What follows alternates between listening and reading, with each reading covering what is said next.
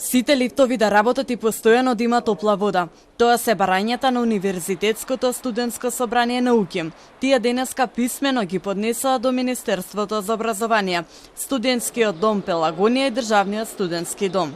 Во врска со студентскиот дом Пелагонија, барањата се да се средат лифтовите, како и да се средат бойлерите и протокот на топла вода, бидејќи почетокот на минатата академска година добивме многу поплаки и жалби во врска со тоа и апелираме до наредна академска тоа да се среди, а во врска со студентскиот дом Гоце Делчев апелираме да се средат резервните лифтови, бидејќи од 8 работат само 4 и тоа е веќе со години така, а студентите имаат потреба од лифтови бидејќи знаете се високи згради.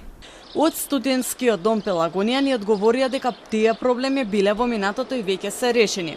Лифтовите се функционални, а има и топла вода за потребите на студентите.